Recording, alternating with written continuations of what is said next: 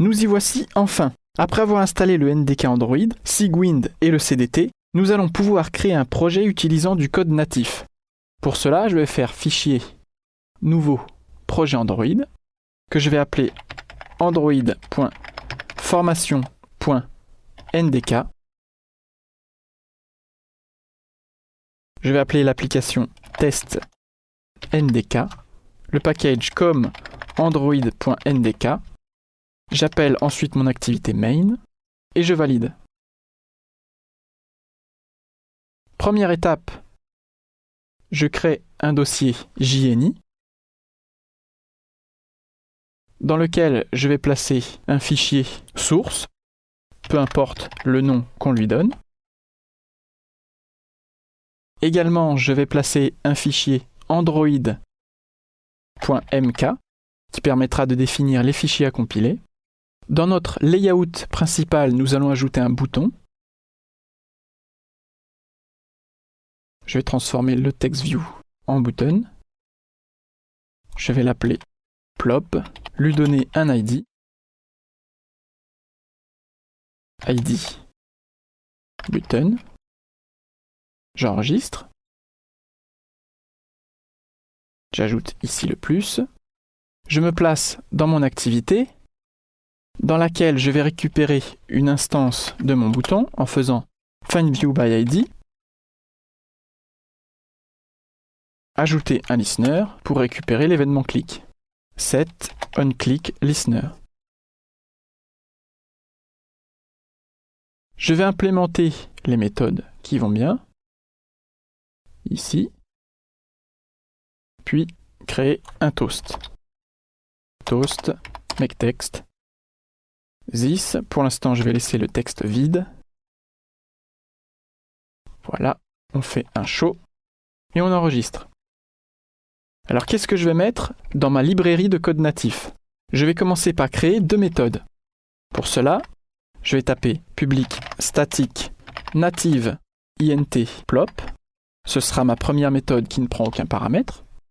Puis je vais en créer une deuxième qui, elle, utilisera deux paramètres. On va faire simple, on va faire une addition.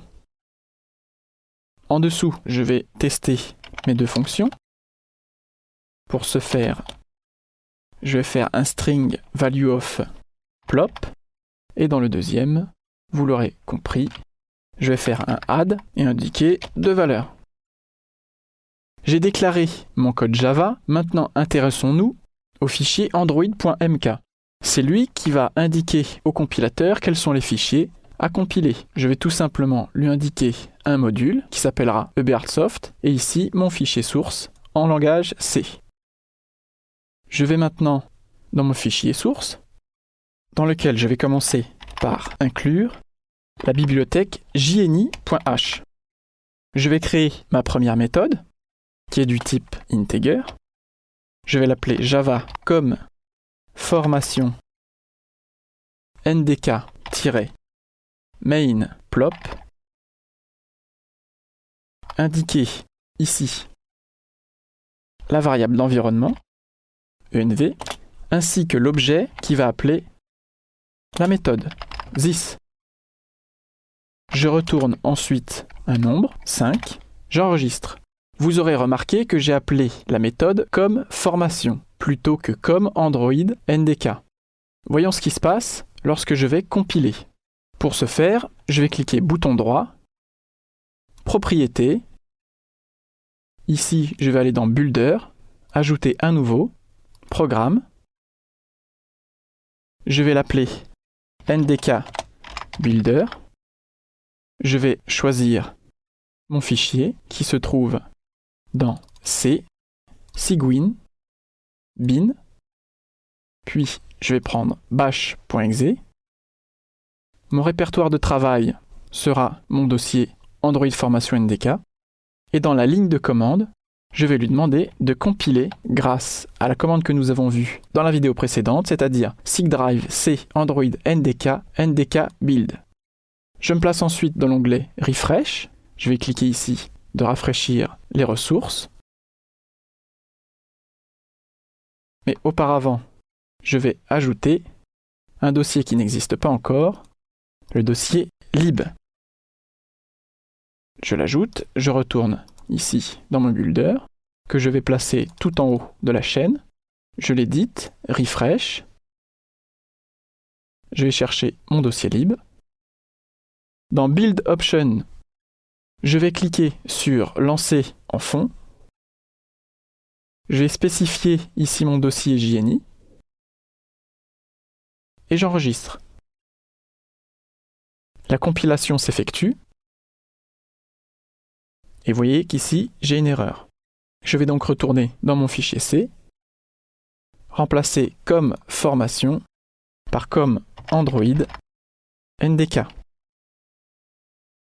J'ajoute ensuite un include, voilà qui est fait. Je vais copier-coller ma fonction, remplacer plop par add, ajouter mes deux paramètres qui sont x et y et renvoyer x plus y. Je change ici par include, j'enregistre, mon fichier se compile et je vais pouvoir le lancer dans l'émulateur. Voici le projet qui se lance.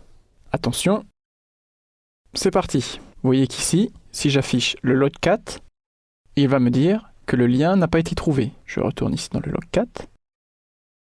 Voilà, il me dit que la fonction plop n'a pas été détectée.